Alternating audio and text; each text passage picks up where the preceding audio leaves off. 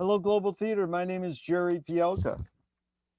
Today is September 29, 2024.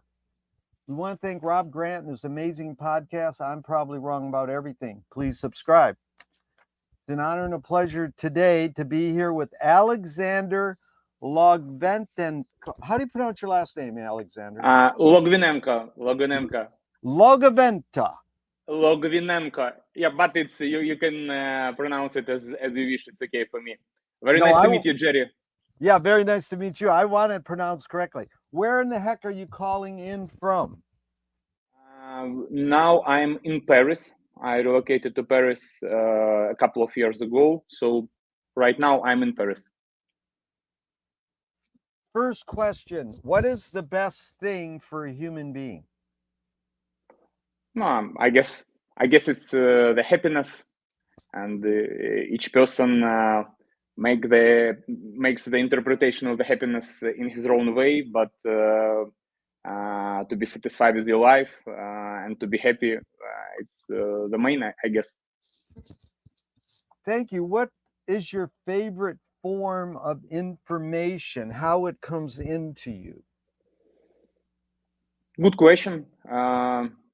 I'm trying to switch from one source to another. So initially, maybe the best for me, the easiest for me is like text, like books, ebooks, etc. But I'm always trying to have a couple of sources to get something from films, from music, from some exhibitions, etc. But still, text is the easiest way for me to get the information. Alexander, did you become a reader, one, because your parents told you to, two, they did it as an example, or three, on your own?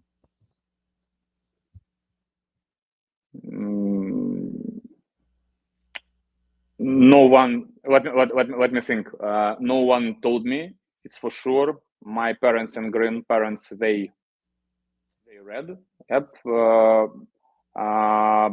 Maybe the second and the third one, and also by my own, because I loved very much the pictures in the books. I had the books with pictures when I was a child, and maybe these pictures were also the motivation for me to start. Good. Why do you think humans collect or gather information? Good question. Thank you. It's. I guess there are a couple of things here to be mentioned. It's the first one is for sure when we gather information, we can transfer it through generations. We can use it to improve our lives. Yep. But from other point of view, I guess it seems like with this process, with gathering information, it seems like we can cope with all our problems with. It's a kind of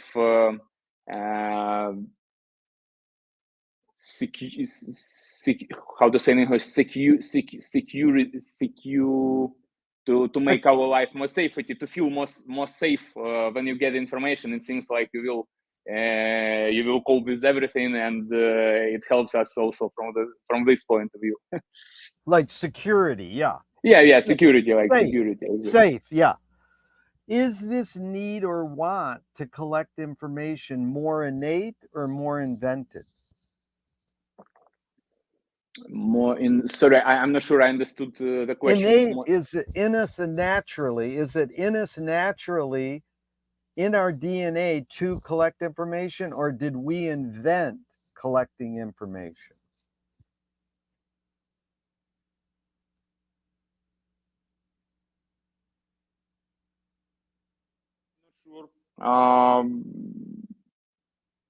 Not sure, Jerry. Do not have thoughts regarding this question.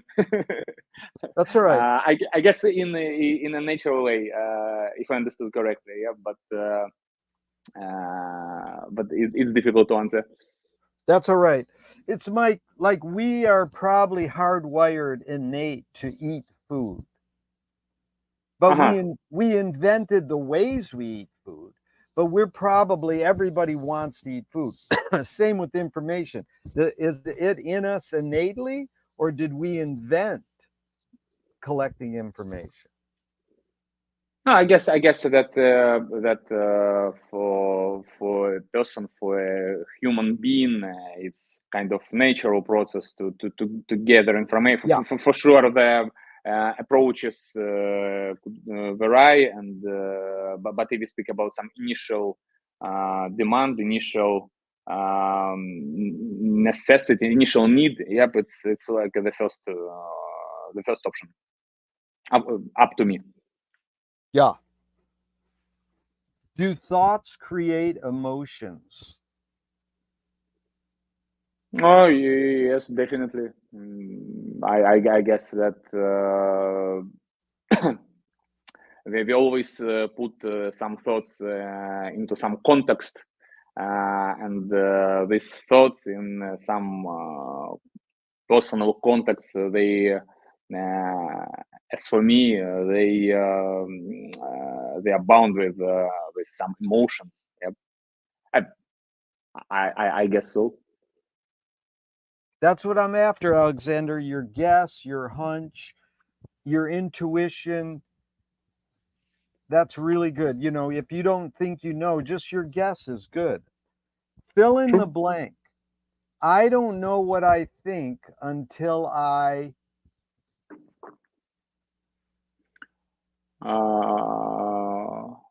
I should proceed with the phrase. That's it. I don't know what I think until I fill in the blank. What I think until I have an internal dialogue with myself. Good. McLuhan says, I don't know what I think until I say it. Joan Didion says, I don't know what I think until I write it. But internal dialogue is really important. McLuhan wrote a book called Interior Landscape. The voice, like inside. And T.S. Eliot says, poetry is outing the interior dialogue. That's what poetry is getting it out. Can humans think without language? Oh, very nice question.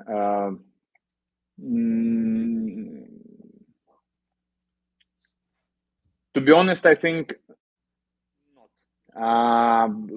I think not. I mean, I guess there are some thoughts, but not in that meaning which how we explain thoughts with our current definition. So thoughts with their current definition, I guess not. Yeah. Chomsky says a language is not just words, it's a culture, it's a tradition, it's a unification of community, a whole history that tells what a community is. Alexander, what do you do when language doesn't work? When language breaks down, what do you do?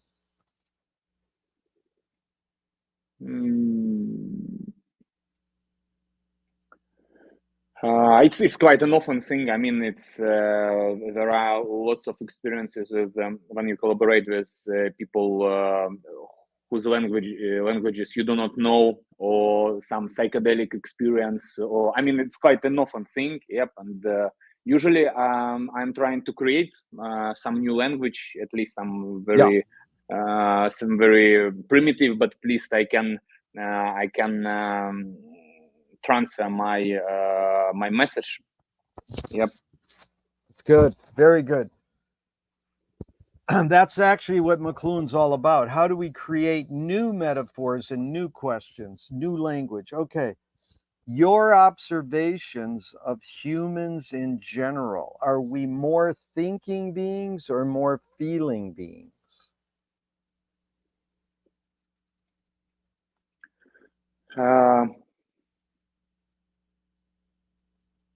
When I was a student, I was a big fan of Carl Jung, and there is this typology of types. Yep, and then it was developed in socionics. I'm not sure what is the English name of this.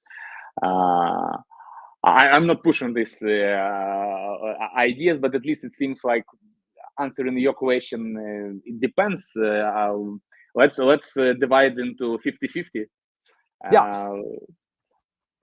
Well, that's the right answer, basically. I mean, you can't separate feeling from thinking, but we think we can because we invented the words. By the way, we have a Carl Jung reading club also, besides James Joyce. So, Oh, very nice. yeah, And that's really what you? Sorry, Jerry. No, go ahead. Go on. What you and what books you read? I Oh, mean, we read books about Jung, and it varies. We are always moving around, okay. not just Jung's books, Edinger's books about Jung.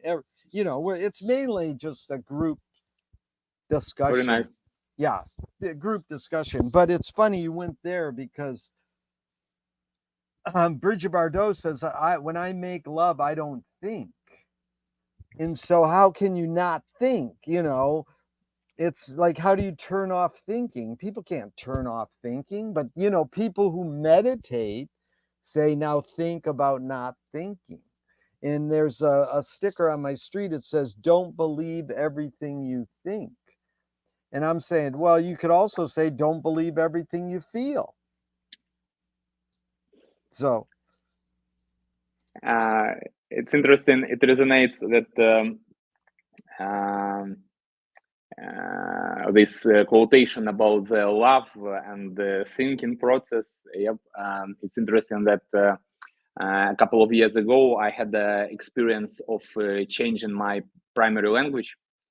It's quite a challenging thing. I mean, that not just language you use, but the language. I mean, I usually for my work I use English. I live in France now, and I'm learning French. Yep, it's in process right now. I use it outside.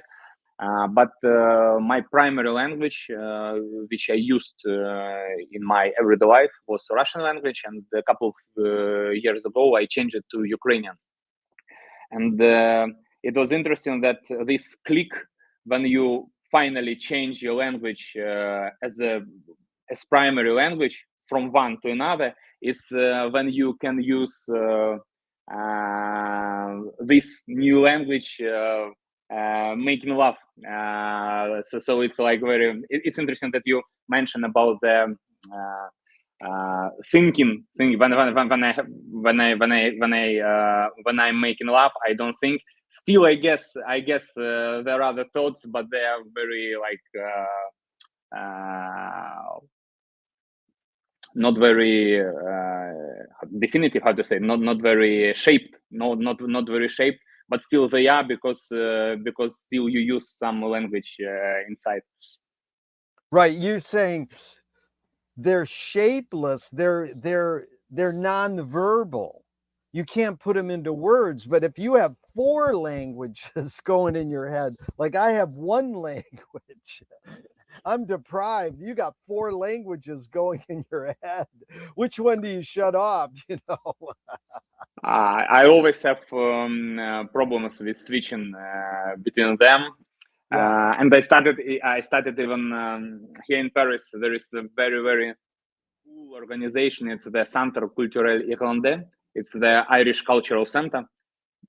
Very cool guys. And I started learning Irish with them. Wow. I had just a couple of classes, but Irish is amazing language, and you know, so now I have 5 languages where I'm bad. Where I'm bad. That's good. That's very good. I wish. I envious. And so these are 2 questions, and I really appreciate it, Alexander. You're really getting what I'm after. Just taking your time, and you're really articulate. And again, I welcome anecdotes, stories, tangents. You don't have to answer the question. It's just prompts to say whatever you want. So here's 2 questions from Alan Turing in the 50s. 1, is thinking a function of the soul? Function of the soul. Cool question.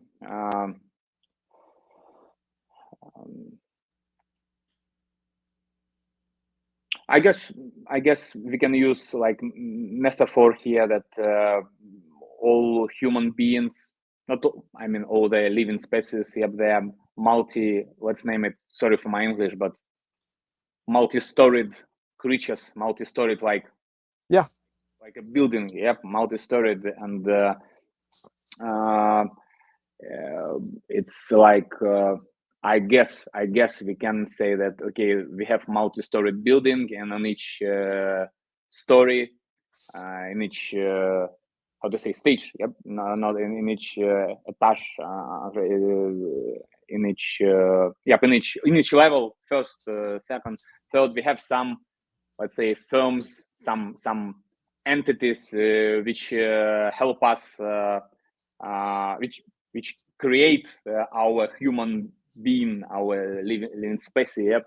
And I guess our soul is a kind of entity, a kind of company, which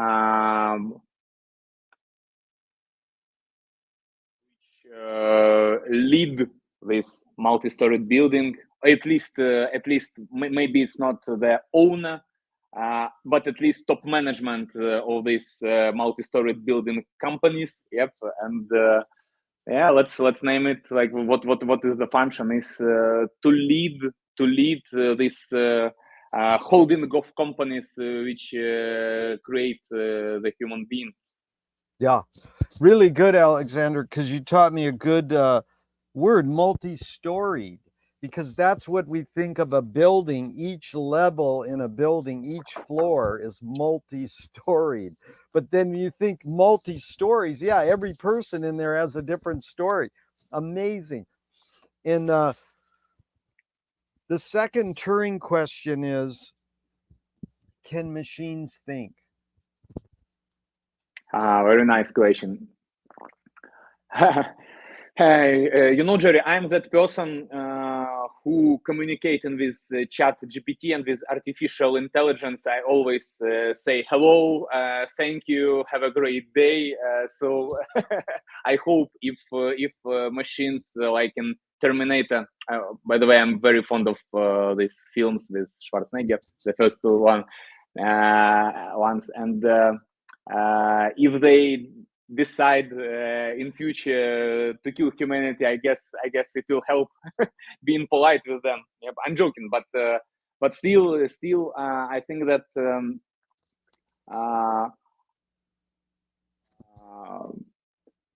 it's a very nice question. Yeah, but when we can this. There are lots of very nice myths regarding this point, like starting from Holem. I'm not sure if it in English is the same, like this Jewish very nice story when there was done such a creature from it's not the I'm not sure of the English word, like it's not the okay, it was done from something, yep, and then using some special words, it became almost human, yep. And we know, we see this story in lots of science fiction films, in some movies, in books, and it's quite an open question. But as for me, I don't want to take the ownership, like human ownership about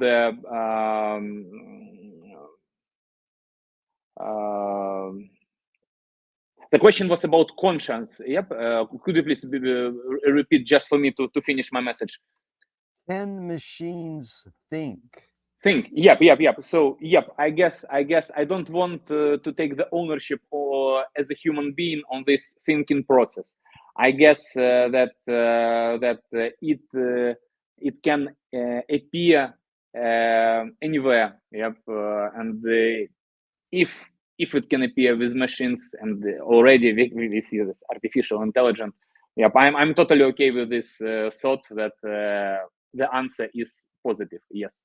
Yeah, because you're almost implying, can a rock think? Can a earth can the earth think? Can a tree think? Can an animal think? You don't want to take ownership. Yeah, maybe they can think, but they don't have words to talk to Yeah. me. Their word might be different, you know. So that was really good. I don't want to take ownership. That's really important. Do you more pursue happiness or more pursue meaning?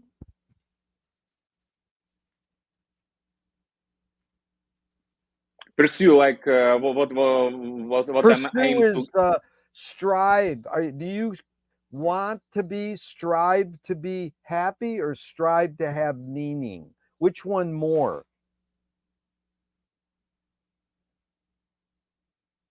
For me, I cannot say that I divide these things. For Yeah, me, happiness and to have some meaning, which is yeah, important for me. It's very. I mean, it's something in parallel. So I cannot divide this. I guess yeah. That's both fine. both. Viktor Frankl wrote a book, Man's Search for Meaning, and he says happiness tends to not last, meaning tends to last longer. Interesting. I still hope that it could be relevant also for happiness. Yeah. Does the brain more detect consciousness or create it? Like, is consciousness there bubbling away, and are we more so detecting it or more so creating it?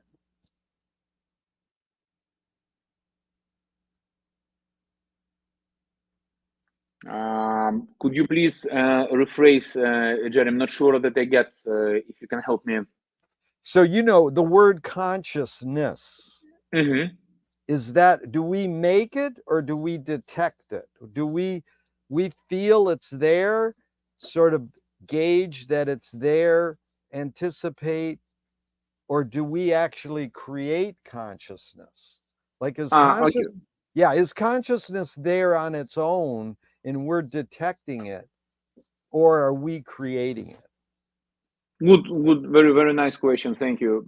If I understood correctly, I guess. I mean, it's um, uh,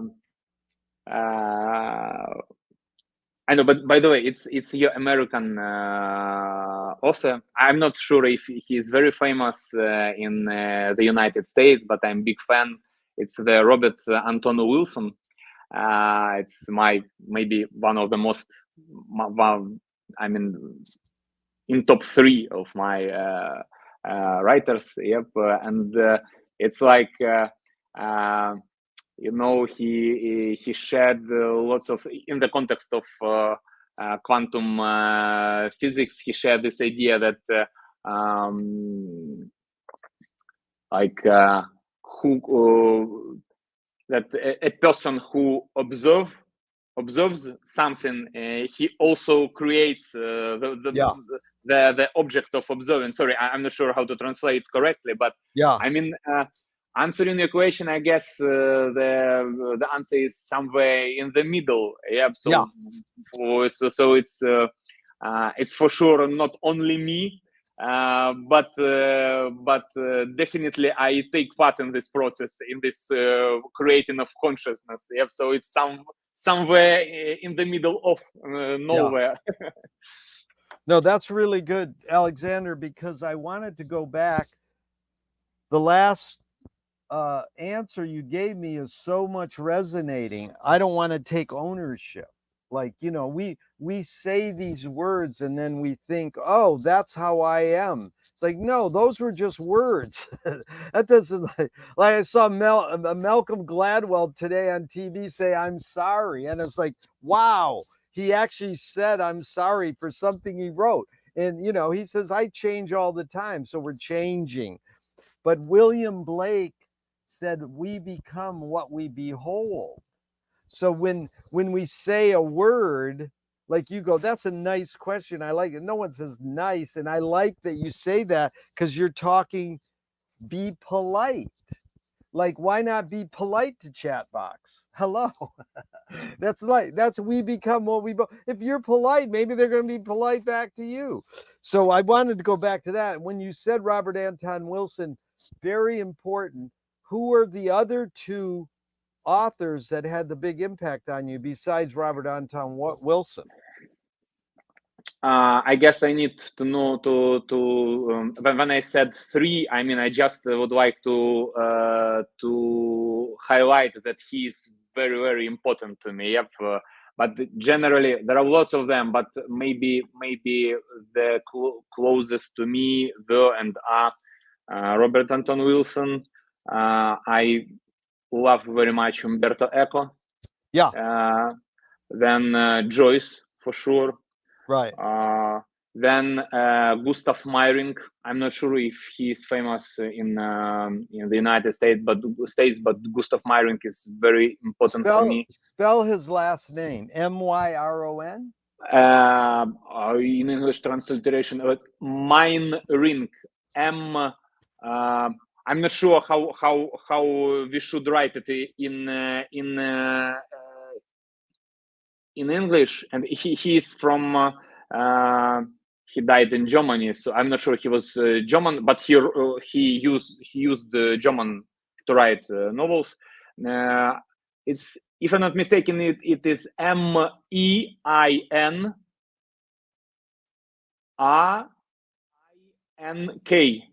But I guess it's German transcription, but I may be wrong. About the proper. What genre is he? Is he sci-fi or literature?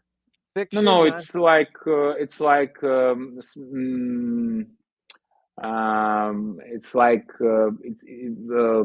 good question. Fiction It's or nonfiction? Fiction. It's Okay. fiction. It's fiction.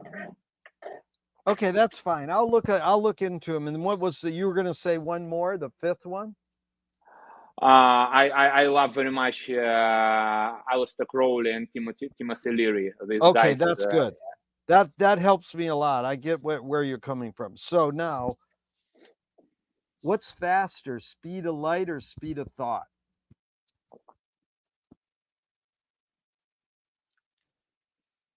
Speed of light or speed of thought? I guess I don't know, but I guess that if we are talking about some processes on the level of participles, elementary participles, how to say in English, like this, it's the elements of the light or elements inside our brain. It's something. The speed is comparable. But to choose something, I'm not sure I can. I guess equal somehow. Equal. That's fine. The poet Audre Lorde said, "You can't dismantle the master's house using the master's tools." Her colleague Yvonne Rainer said, "You can if you expose the tools." What new tool do you suggest? Could you please help me with the question? Yeah, Because basically it's what tool do you most use, you most gravitate towards? It doesn't have to be tangible. It can be non-tangible or tangible. What's your most important tool in your life? to do what? I mean, for some specific. In general, just in general, your most important tool.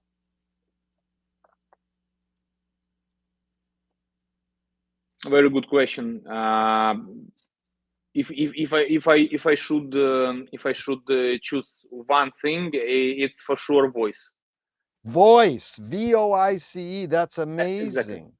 Yeah, because that you're entailing singing, voice, spoken word. Okay, very good. Now, what toy do you like? What's your toy, most important toy?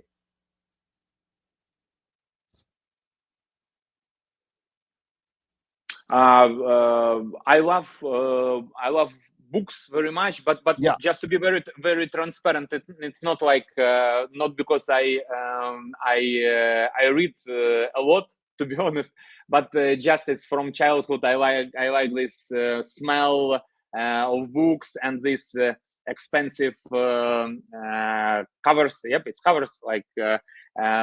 This all these paper things. Yeah. It's nice. Yeah. I don't hear you, Jerry. It is muted.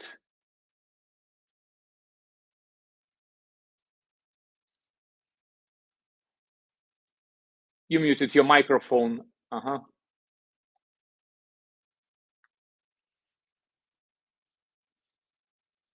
Still do not hear you. It's in the bottom of the. Okay, Yep. there. Now you also you muted again. Oh, can you hear me now? Now it's good. Now good? Good. Okay, I see my.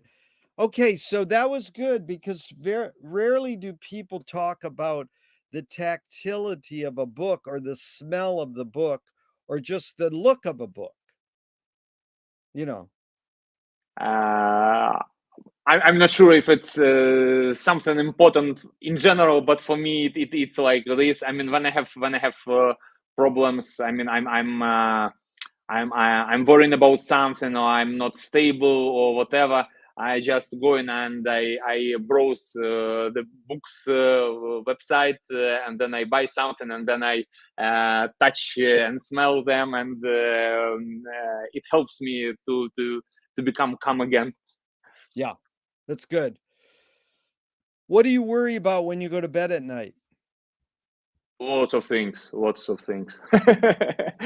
not Okay, sure what to choose. one or two main things you worry about. Death. Death. What's another one? Mm,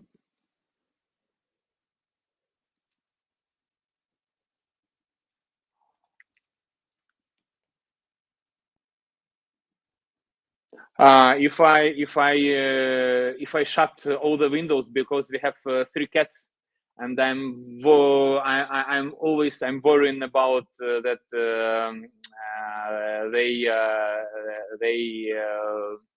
do not quit, like, yep. So yep, to close all the windows is the second thing I'm worried about before I fall asleep. Right, because I notice on your Facebook page you have lots of pictures of cats. Yeah, yep. We have 3 cats and 1 dog. Or with my wife, yep, and all of them were adopted there from street, and yeah, 3 cats and 1 dog. Beautiful. Okay, McLuhan learned from the poet Ezra Pound. Artists are the antenna of the race. Mm-hmm. You know, they're broadcasting, whether you're a painter or a writer or a architecture or a computer IT guy, you're broadcasting and detecting the hidden psychic effects of our inventions. So we might learn how to cope with what we don't like about our inventions. So, Alexander, I asked you the question Marshall probed his whole career. Why do we ignore the hidden psychic effects of our inventions, even though the artists are broadcasting them to us? And why we? I mean, I guess we do not ignore them. You mean, if I understood you correctly? Yep. The question that are we trying to align with this internal with this race, like our colleagues who are the artists? Yep.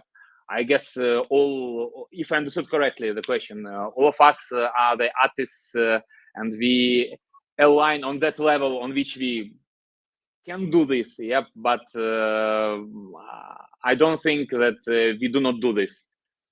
Right, but like Finnegan's Wake is Joyce's way of saying, wake up, and understand, look at the hidden psychic effects of electricity, of book reading, of radios. So he's saying that, but not everybody does what he says. They don't all wake up. They stay in a sleep, in a somnambulous state, and don't get the artist's message. Why do some people not get the artist's message?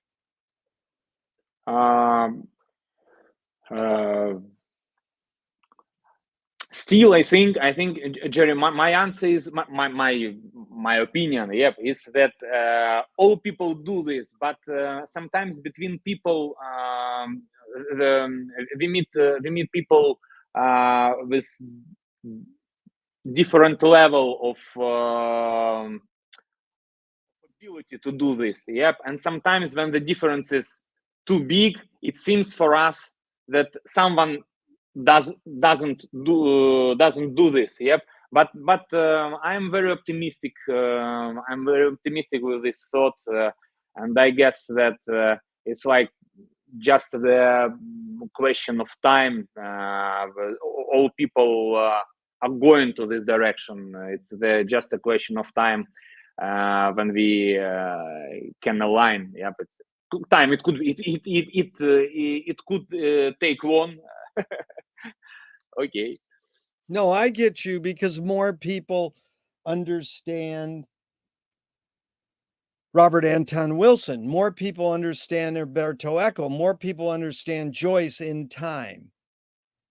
But some people ignore them and go, well, I can't. I get your positiveness is inspiring. Very good. Do artists have moral obligation? Obligation, could you please help me? Obligation in this case, Yeah, it means do artists have to mean well, be correct? okay, I You know, understand. in moral and social, like, that you don't write a book, go kill people. I Understand. mean, even though half the Hollywood movies are all about killing, but it doesn't. Does the creator have an obligation to be moral? It's a very, very difficult question. That's not a nice question. That's a difficult question. Yeah, I it's like your difficult. adjectives. You know,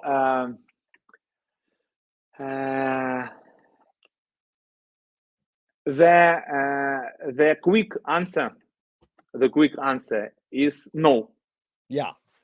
The quick answer is no, but the question is that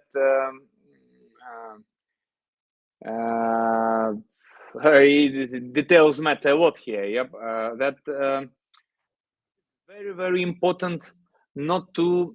I'm not sure how to translate it in English, but it was like lots of guys whom I appreciate, such as Crowley or such as Lee or Wilson, etc. They put on the table the very, from my point of view, very important thought that you cannot mix the plants.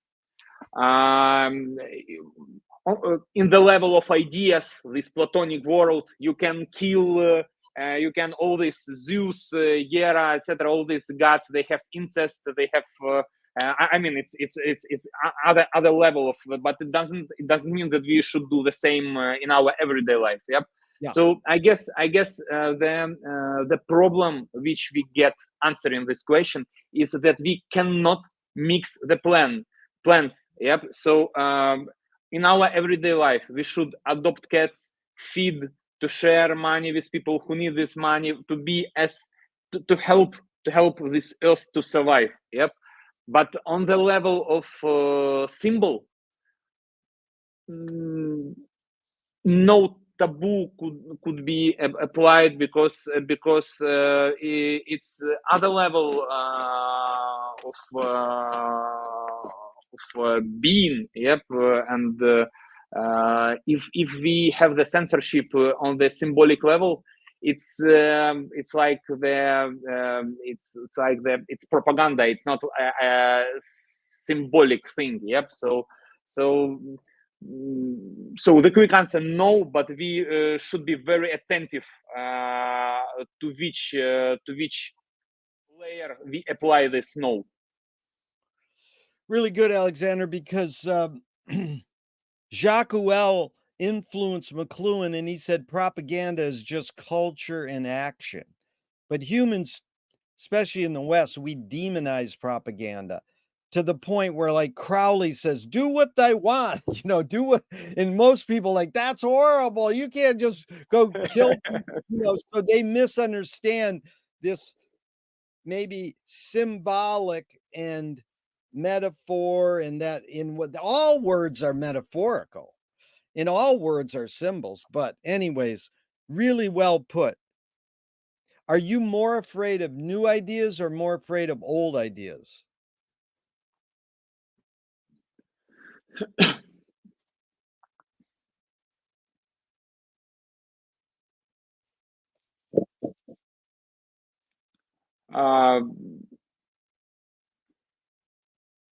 Generally,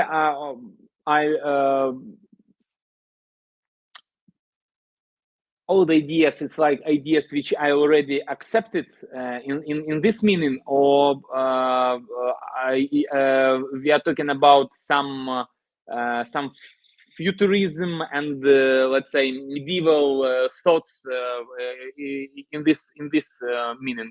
What or it's me to choose the meaning. It's me. Yeah, It's me who can choose this.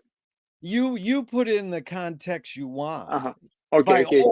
Old can be yesterday, or old can be a million years back. Yeah, whatever you want to put.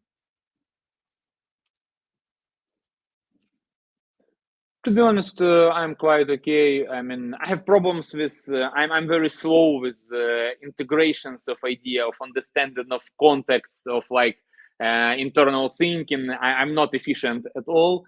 But if I need to compare, I guess it's the same effort for me. So I'm not.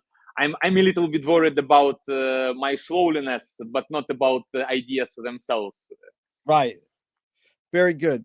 Can you conjure up your earliest memory ever? Can you tell me one of your earliest memories?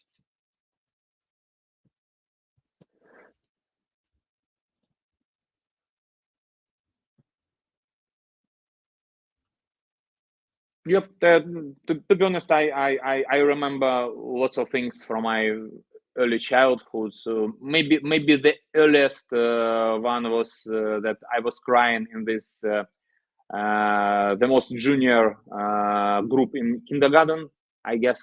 No. The earliest is that I was approximately 2 or 3 months, I guess. I'm not sure if it could be. At least I make this interpretation because I remember this special toy, the toy which all children have. And then I asked my relatives when I had this toy, and it was just during my first months, and then we lost this toy. So it seems like, if I remember this toy, it seems like it's. I remember the toy from my 2-3 months, being 2-3 months old. But it's my feeling. I'm not sure if it's like this. Yeah, but it's the object. That's amazing. Is memory more a curse or more a blessing? Sorry, didn't get. I mean, I cannot translate. More. Could you please rephrase with other words? Is memory more good or more bad? Having memory in humans, is it good or bad? Quick answer, good. Quick answer is good for me, but I can elaborate on why it could bad, yeah, and it's our negative experience and our traumas, etc. But I guess that we should have some experience then to reflect it and to make this transcendency, to go beyond this experience, to improve ourselves, to move forward. Yeah. So I guess that answer should be it's good. Yeah, that's as James Joyce says, remember to forget. Okay, tell me someone in your immediate family who had an impact on you, and what was that impact? I didn't get family median.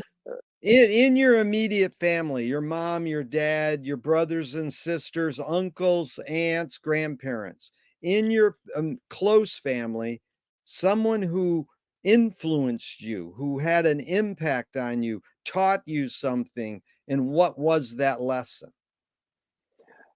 Just to double check, we are talking not about wife, it's about childhood. Yep. And no, it can be any time in your life. It could be okay. It could be your wife or your dad or your mom, anyone. Yeah. The closest person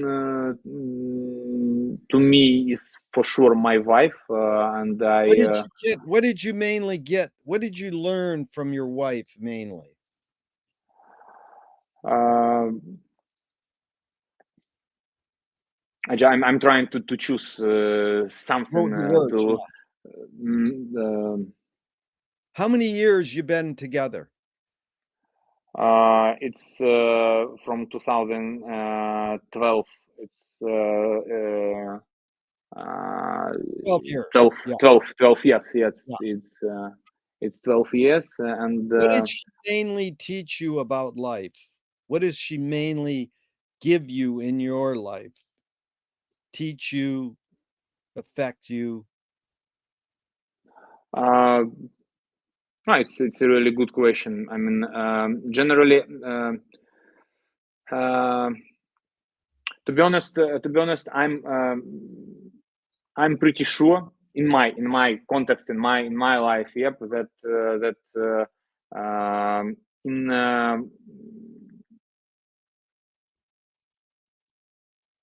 in our collaboration with our second, with our, I mean, someone lives with wife, someone. I mean, it's not about genders; it's about the person with whom you live with. Yep, it's.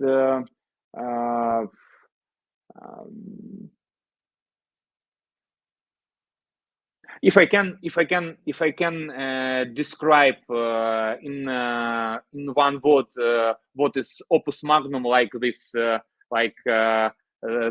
idea of the person's life. Yep, I can say that living with my wife and what we are doing together, this approach, this process, it's exactly what. So yep, it's.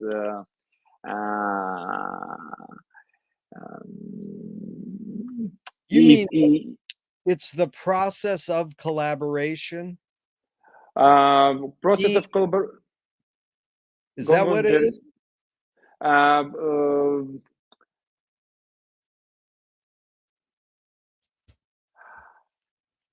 Collaboration. I mean, I'm not sure it's a good word in English. You have to use. It's like I am what I am due to this collaboration. You know, Yeah. so to exist, it's a kind of existential question and answer. Yep. So it's not like to teach, just like to be a friend or to help people or whatever. I mean, it's not like some some one point. Yep, it's like this existential approach. Yep, me myself exists due to this collaboration. Yeah. No, I mean, it's very simple. It's a very simple thought, but it's very difficult to explain it. Yep. So, but put into words, but it's good. yeah. It's like an existential approach of cooperation and collaboration to find out who you are. Yep. You Exactly. learn your identity through 12 years of living with another person. Yeah, Exactly. that's clear. Now, outside your immediate family, someone who had an impact on you outside your family.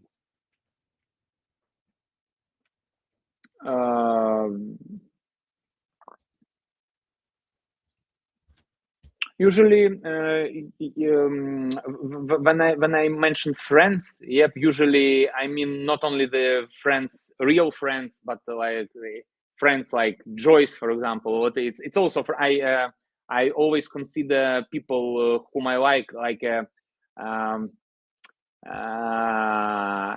you know, I have this internal definition regarding the tea time with friends, tea time, and when I recommend some writers, for example, to my friends, yep, my main pros to read this writer, for example, Joyce, yep, it's like I would invite him to my internal tea time, you know. So I have lots of guys who visit my internal tea time.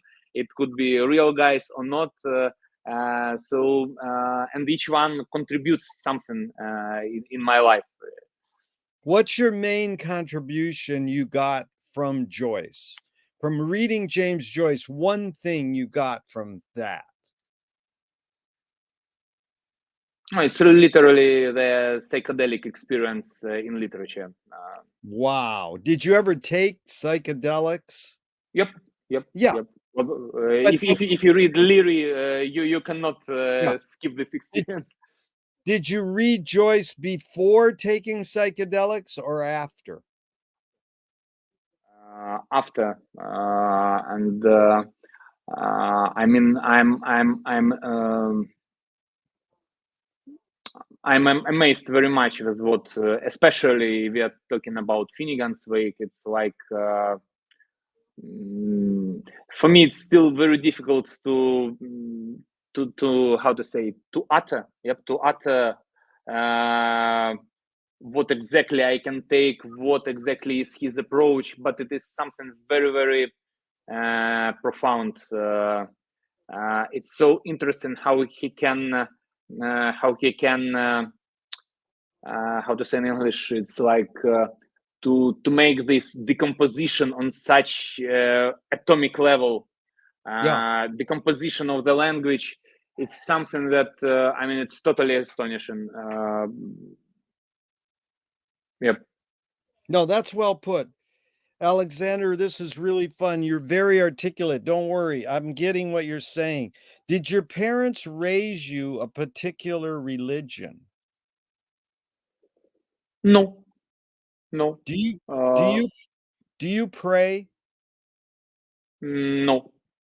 If there is a God, after you die, what would you like God to say to you?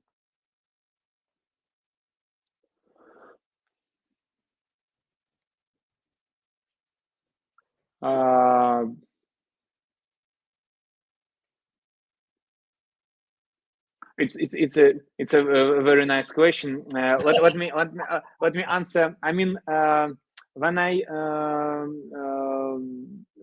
mentioned that I'm not a religious person, I mean, like my how parents grew me up. Yep, it doesn't mean that I don't have this some special internal feeling of connections of all the things. Yep, it's more. I guess if I need to answer your question, you have to give a little bit of context. If I need to explain my religious approach, it's maybe it's difficult to use some words, yeah, but it's kind of or what like this connection of all the things of nature and etc. So like which you, for example, person can experience with mescaline or whatever. I mean to see these connections, not visible but still connections. Yep. And in this case, I don't need to get some answers. I already have some communication. Yeah. Gotcha. It's not. I'm already okay with it. Good. Good. You answered it. Do evil people exist, or does evil use people as a vehicle?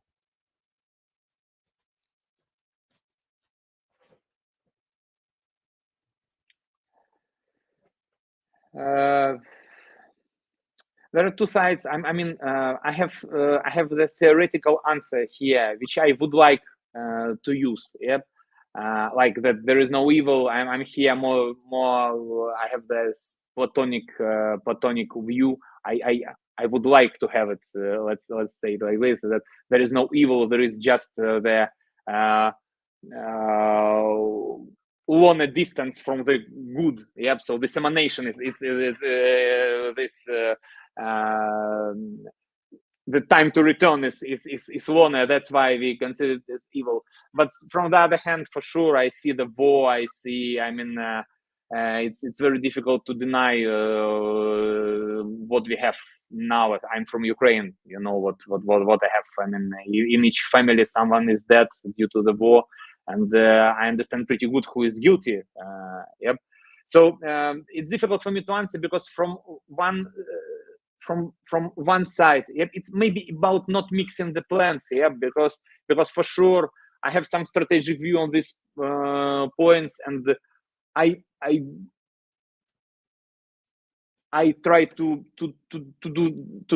do my best to implement this strategic approach, in my life. But still I'm a human being in this physical world, and for sure here I divide in good, evil, okay, not okay, etc. So that's why it's quite difficult from the one hand not to be very pathetic and theoretical with my answer. From the other side, not to finish just with black and white. Yeah, so it's Yeah, a lot of my questions at the beginning here are binaries, so you handle them well. Of course, it depends, and it's both, and it's wavers between. But this question is, how do you advise someone to deal with an enemy? What do you do about enemies?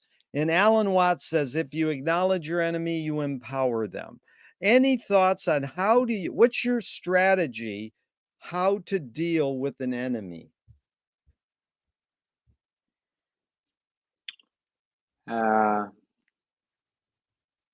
Sometimes I just have a fight. Sorry for this. Sometimes it's just a fight. It's a good question, Jerry. I'm quite emotional person, yep, and I don't have approach here. I listen to my heart, and not always my heart advices are good. So but yep, it depends from the context. Yeah, it depends a lot. Because JFK said, forgive your enemy, but don't forget their name. Good point. Does punishment work, Alexander? Say your enemy gets caught doing wrong. What's the solution? Punishment? Does that work?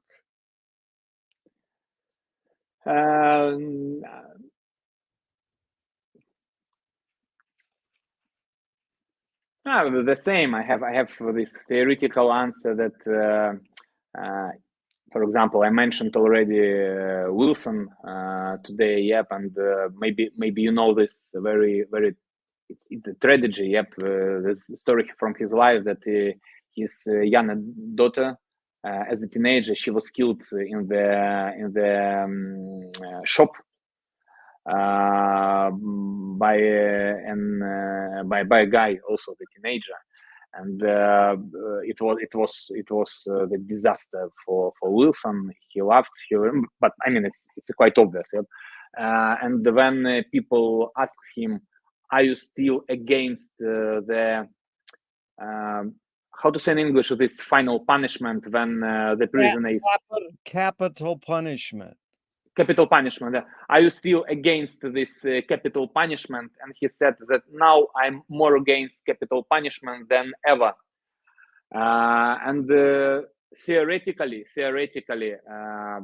I love him very much, and I'm sure that he knows what he was talking about.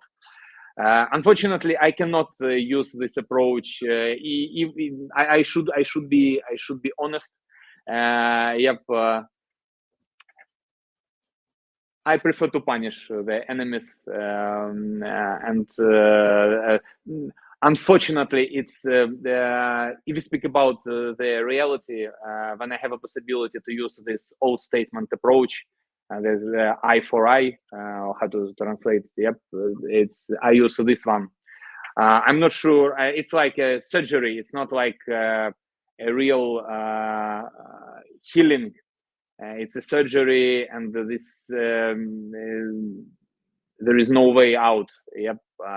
But I try to contribute other directions. Yeah, but not with enemies. With enemies, Yeah, I prefer surgeries.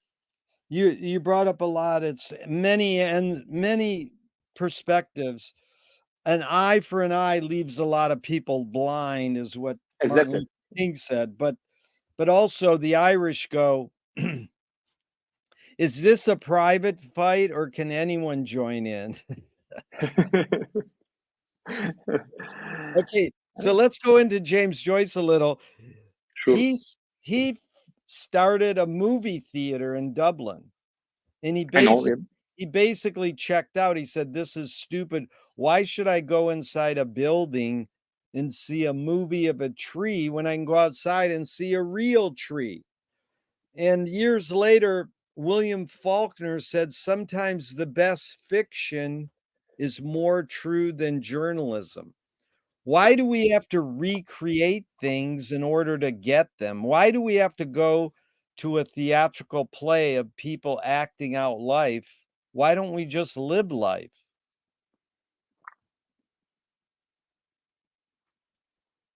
Very nice. Very nice.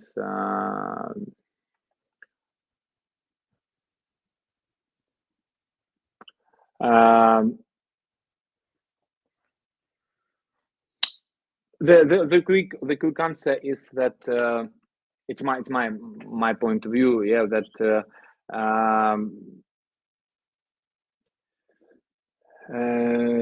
to percept, to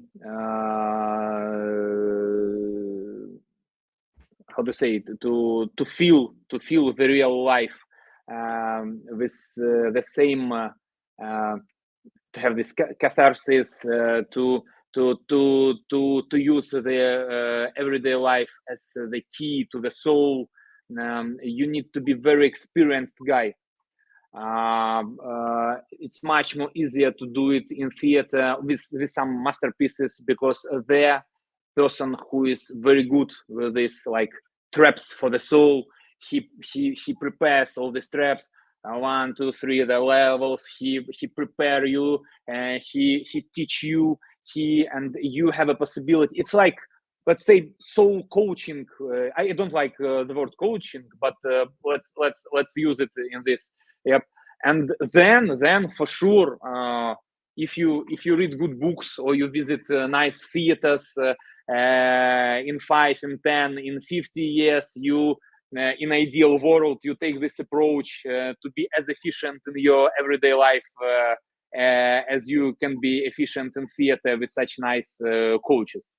Yeah. So it's my opinion. Very good. So let's go into Joyce. So did you grow up in high school in college studying literature, or did you study IT?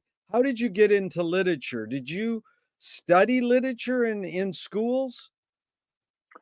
I need to I need to prepare some honest answer here. Yep. So to be honest, I wasn't very good at school or at university, and I studied as philologist, but I didn't. I worked in parallel.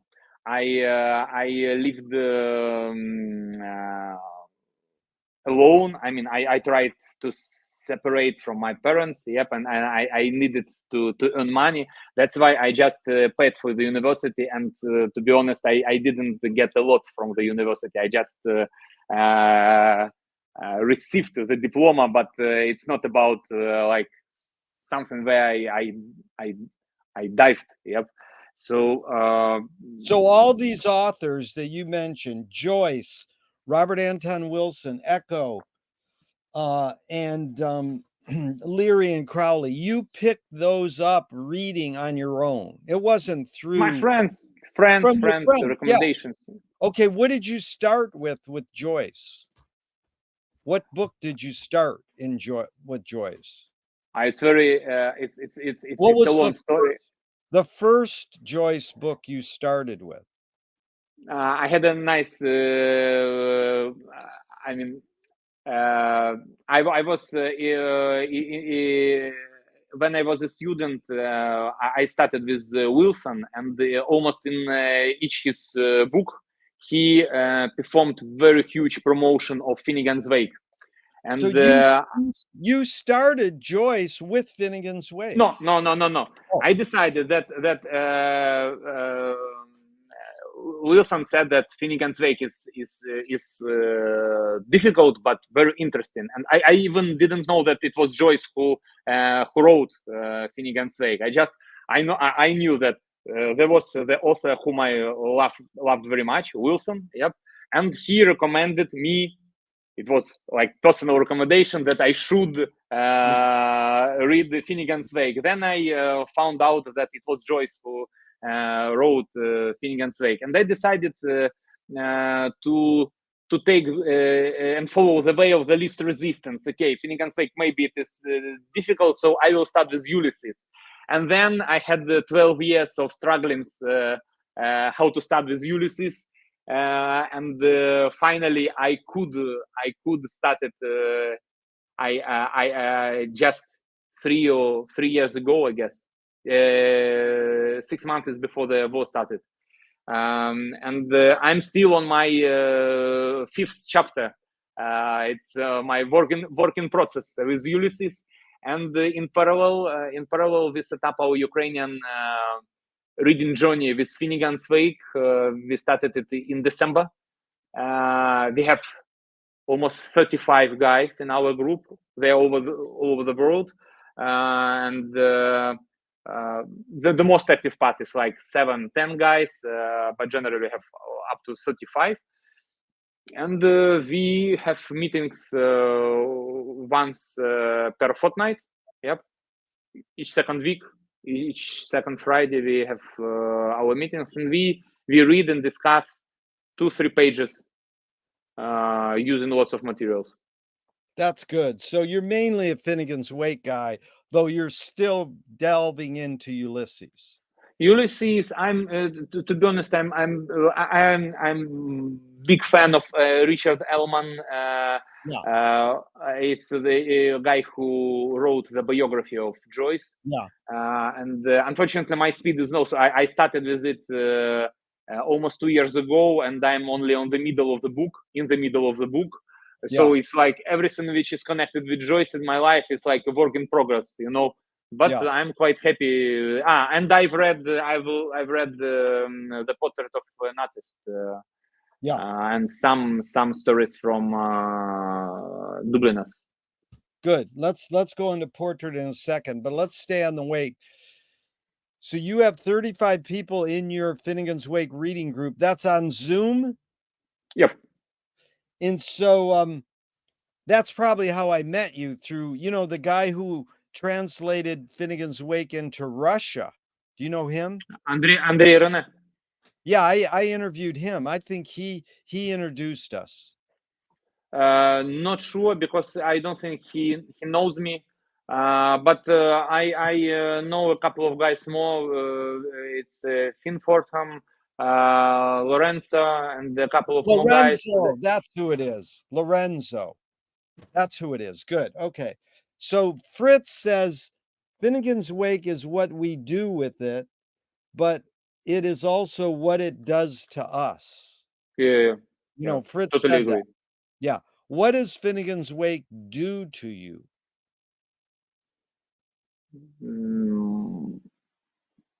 Lots of things. It's difficult to control Finnegan's Wake. I guess that maybe if I should just in a nutshell to translate some message, if it's it seems like it's not my thought. It's Finn Fortham who shared with us. It's like I guess it was he, but I'm not sure that Finnegan's Wake totally changes your approach as a reader. Yeah. Totally changes your approach as a reader. But it's just, I mean, one thing. But it's very profound, interesting process. The contribution is very complex.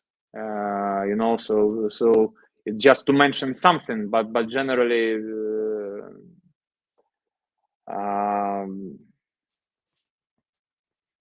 No, that's good. Let's go with that, Alexander, because that can help us jump off into more things. So this is actually from Portrait of an Artist.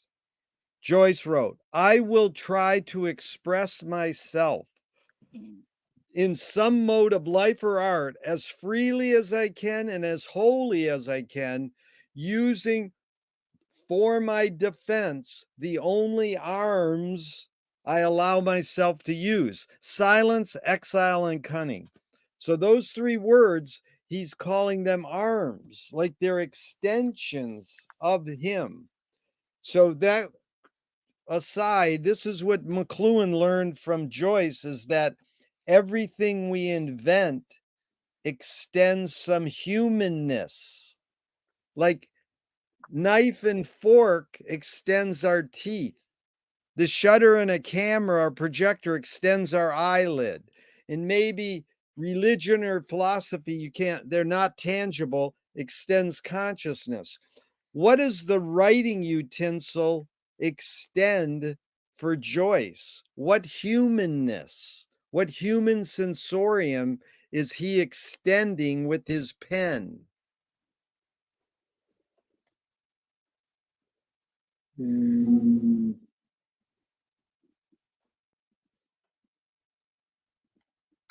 Good question.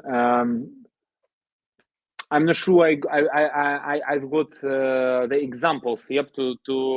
But let me elaborate on how Let me give one more example. When they asked Marshall McLuhan, what humanness do movies, cinema, film, what humanness does it extend? Most people say your eye or memory. He said it extends your foot because you travel. So when you watch a movie, you travel and you don't need your foot. So it extends travel. So again, it's very metaphorical, symbolic. Marshall McLuhan's talking in metaphor, in poetic terms, but he's in that academic world. See, Robert Anton Wilson wasn't really in academia, so he was more a poet. He could get away with it. McLuhan was breaking the Finnegan's Wake code by, in academia, being poetic. He was teasing people. They chalk him off as a charlatan. But let's do this one before you try to explain Joyce. Let's go to Alexander. let's ask, what does the computer extend for you? That's your main tool in your job, right? Is your job Exactly. mainly computer? That's what IT is. What does the computer extend? What humanness does it extend? It's the voice, I guess, if I understood correctly. So The it's voice. Yeah. yeah, as a person who works in sales, yeah, but it's like Yeah. the extension of my voice. Yeah. That's good. Now, what do you think Joyce was extending with his pen? It's more difficult for me. I guess it's more difficult to let's say to use the same approach here. Yeah. So, Yes. but still, I guess this. Um,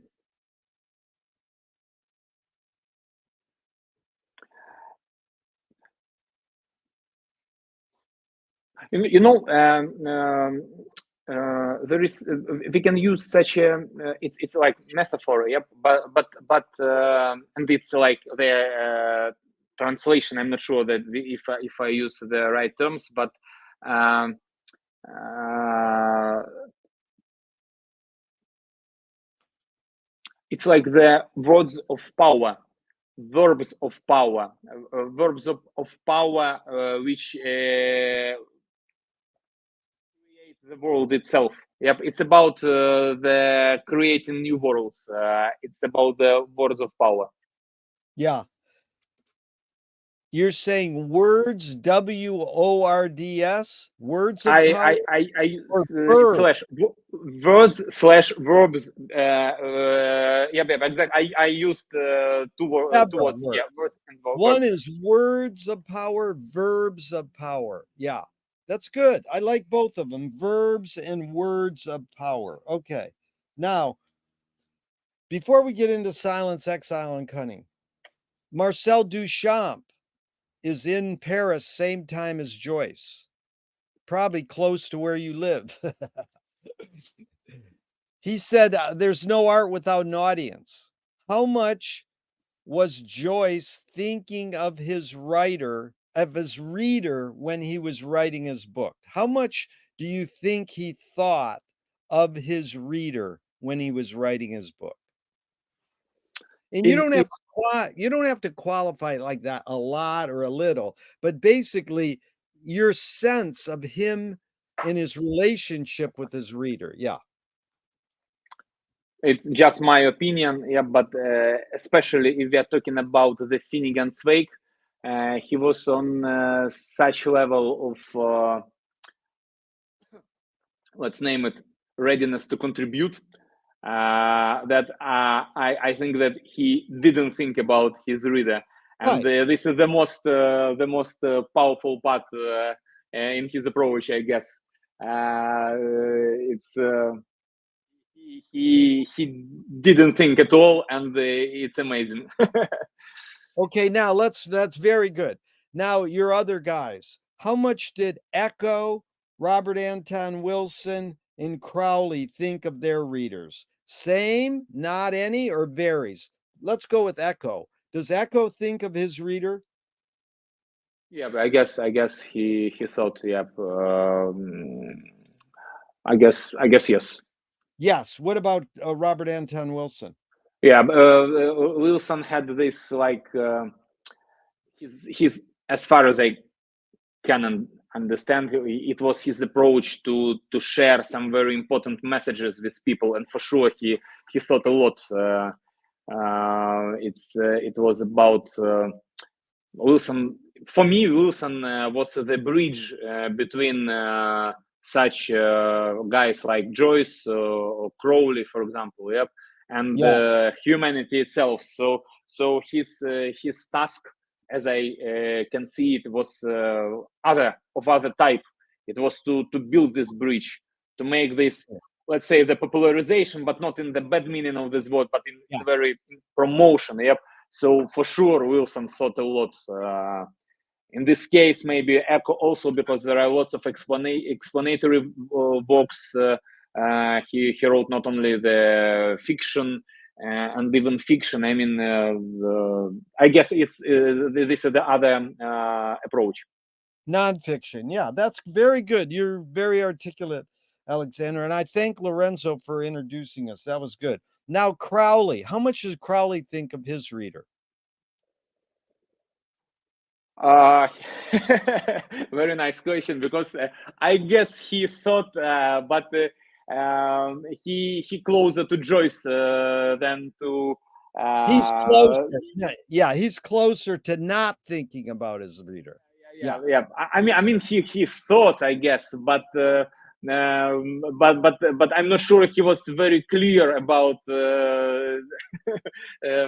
I mean, he as Joyce, he's quite difficult for the interpretation without bridges, without some. I mean, you should be. It's not me. You should. For me, both with Joyce and with Crowley, it was very difficult to start without some introductions. And with Wilson, you can start without introductions. Yep. So right. That's a good point. Okay, now Tim Leary wrote 33 books. Most people don't know that. How many books have you read by Leary about? About how many? All 33 or just some? No. Unfortunately, I read only what was translated to Russian, and I even not sure that translation were full, and it was not just like some parts of the book. It was I know only the Russian names, like the History of the Future and the seven languages of the God. And I have, but it's difficult to read it in full, and I read chapters. This psychedelic experience, which he wrote with Richard Alpert / Ramdas. With Richard Ramdas. Very good. Okay, so now, what do you think of Leary? Yes or no? Thinking of his reader. Yep. Leary was also this like kind of bridge. Kind of bridge. Yeah. Okay, now, Alexander, those 3 words by Joyce. Doesn't matter what Joyce thought. What do you think basically is he trying to say? These are my only arms to allow myself to use: silence, exile, and cunning. What did he mean by those 3 words? Your guess: silence, exile, and cunning.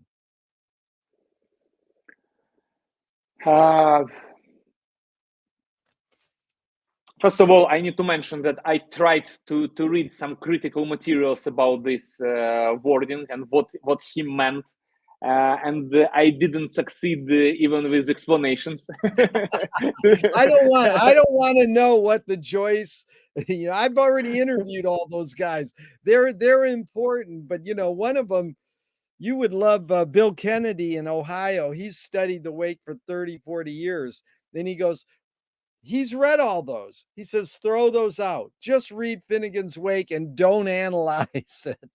Just read it. That is the important thing. And, we do that at Sweeney's Pharmacy in Dublin. Every Tuesday, we read the wake for an hour and no analysis. At the end, there's a little, but it's not like your group or my group, take 2 pages and break it down.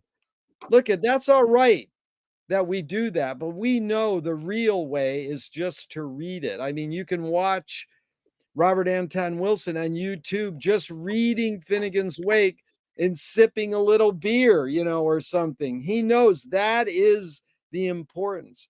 But I'm just saying your hunch, your guess, because people hear the word silence, they think they know what it means. What do you think Joyce meant by silence? No, I mean, when I mentioned that I didn't get the explanations, still I have my opinion here. Yep. Yeah, so good. That's what I want your opinion on what Joyce was saying with the word silence. Yeah. I guess it was his understanding of. Do we have in English the word askeza? Kind of. I'm not sure how to translate this special approach of the monk, for example, when he doesn't eat something, he is very strict to himself, like to make this discipline, internal discipline, this approach in Ukrainian, in Slavic language, it's like askeza, but I guess it's the similar root in other languages. How do you spell the Ukrainian word, Alexander? Askeza. I can rephrase. I mean, I guess it was his like solitude. To succeed with something, you need to have discipline. You need to have some approach to do it. It's a kind of yoga. You need to have rules to approach some goals.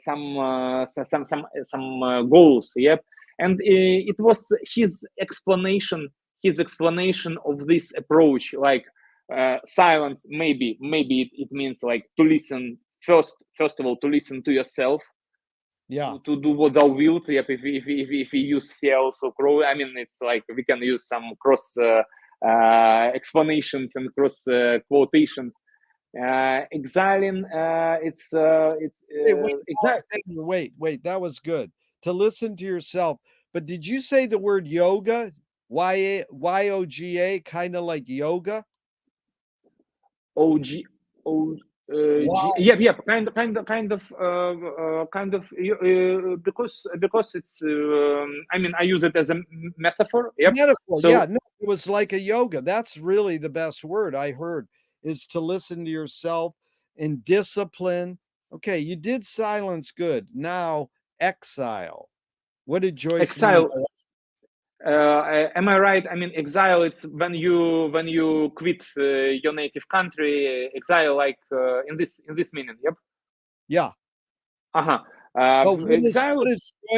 What is Joyce saying with that word? We know literally what it means, but symbolically, is there any more meaning, deeper meaning with exile? As for me, it's my opinion.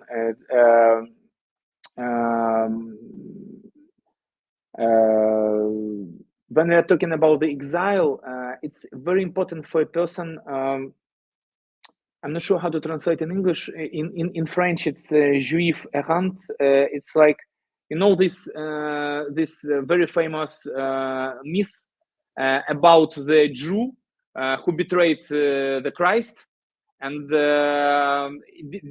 didn't help him on his route to the place where he was killed, and Christ cursed him. And this Jew is wandering Jew. Yeah, wandering Jew. In English, it's wandering Jew. And I love very much this archetype, because he's very ambivalent. Like from one hand, it's like the person is cursed due to the certain deeds. From the other side, he's like a trickster. He's like this traveling without having a native land wherever. Yep, it helps. It helps. Nomadic. Okay, yeah, nomadic. Nomadic. Yeah. But you said the word trickster, right? Yep. Yeah, nomadic trickster. Yeah. So is that what you did, Alexander? You left Ukraine. You self-imposed. You go. I have to leave. You said it to yourself. I have to leave to save your life. If we speak about particular my case, we hadn't plans to do it before the war started. Yep, it's more about job opportunities. But if we speak about interpretations of Joyce and why I think it's important, it's my guess. It's my guess. Yep, that this experience of not having of roots in certain place, it helps you to be more focused in your internal world, internal life. It's like because from the one side, root is something which helps you to be more effective. You have connections, you have whatever. I mean, it's like additional power. But from the other side, you have this very external approach using these connections, etc. If we are going, I mean, once again, from symbolic point of view, because I don't think that war and the necessity of quitting your country is a good point. I'm saying just about the symbolic I context here. understand. Just to clarify, it's like I left my hometown, Flint, Michigan, 44 decades ago. I live in Venice. It's like heaven with good weather, you know, it's beautiful. But I feel like I abandoned my hometown. Like I should have stayed. And you feel like, oh, I should stay in Ukraine, but you knew there were things that made you go, I'm moving. So did you, I wanted to go back to your wife for a second. Is your wife Ukrainian also? Yep. Oh, yeah. So you both were raised in Ukraine and then you moved together. Yeah. Yep. Yeah. Okay. So now, because I asked for 90 minutes, it's already 90 minutes. Can you go a little longer right now? Can you go 10 more minutes? Yep. 10 Yeah. minutes, okay for me. Okay. And then maybe we can plan a part 2 because we didn't even really get into the wake or Finnegan's Wake. We just got to know each other a little. And I appreciate your time. Now the word cunning. What's your take on that? Cunning is, from my point, I guess it's important to put it in one place, all three words. So like silence is to listen to yourself. Exile is like this cutting of the roots, not to change your to focus your attention only in the world inside. And cunning is like researching. Then you start researching your internal your world inside, and it's like, yeah, it's a kind of approach to the internal world. I guess it's about this.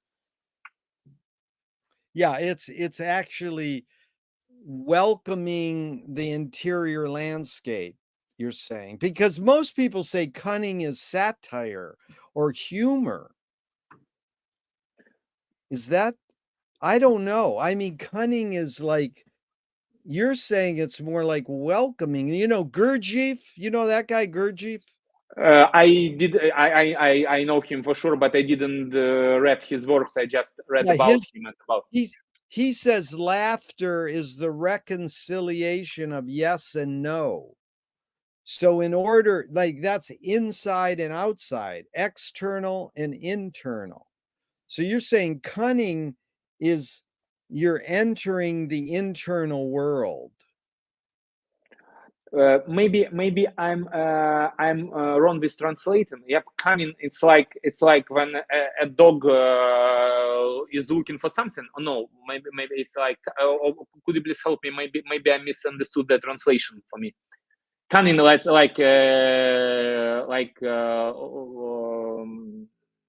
Canine? Yeah. Let me check just. Cunning is cunning. Yeah. I see. The etymology on cunning. That's funny. I wonder where that came from. It's from English, meaning learned, skillful, possessing knowledge, to know, but with crafty ingenuity. Very interesting. I see. But still, I have it as an adjective. But we are talking about like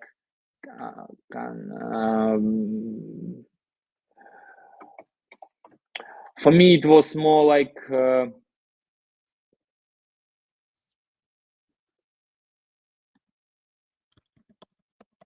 see that I miss like it seems like it's misinterpretation, but for me I still I feel it like this final step of how to be efficient with what you found out inside due to silence and exile. How to be efficient. That's really good, because that's they're saying it's almost deceiving. When you're cunning, you're sort of faking people out. That's a, comedians kind of fake out. It's back to your word trickster. Cunning is kind of like implies tricksterism.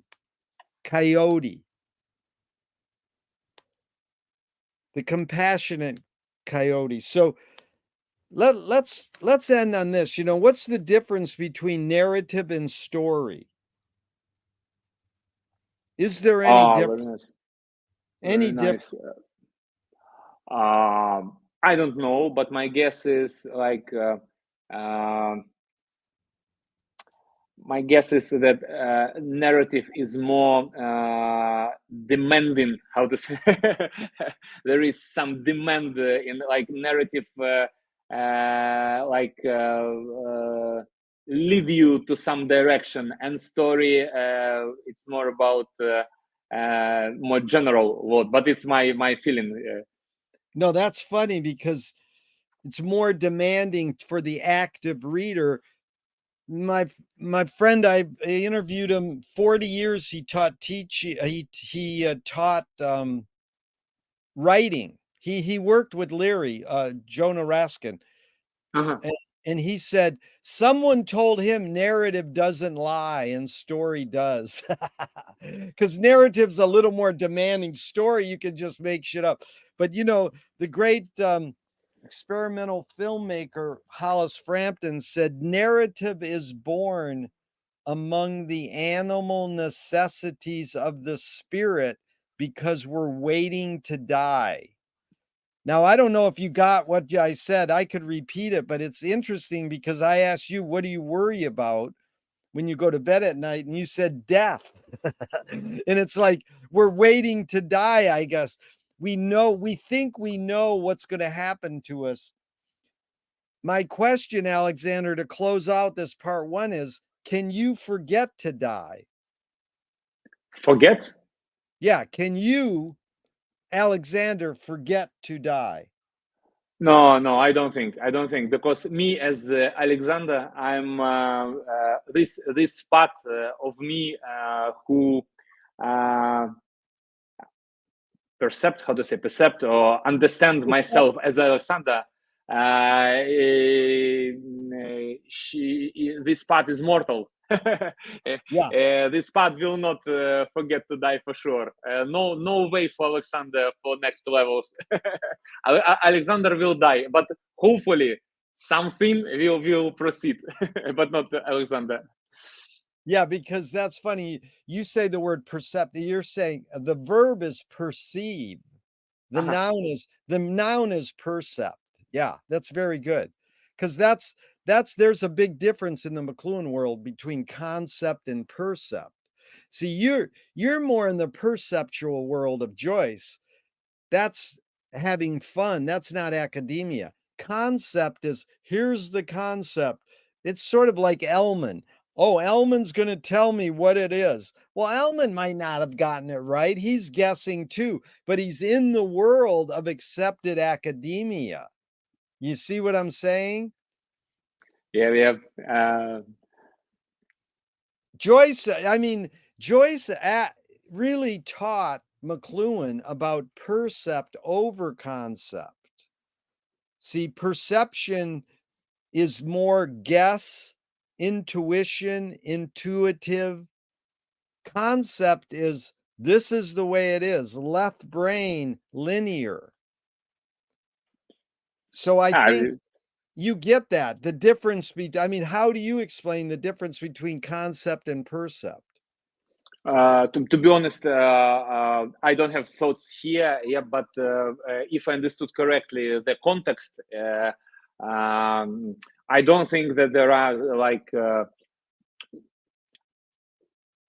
what I love very much when we are talking about Leary, Wilson, Joyce, Crowley, etc. I mean, all these guys, they have some common sides, and one of them, this common side, is that there is no like objective reality, and you are not the cleverest guy in the room. You know, I mean,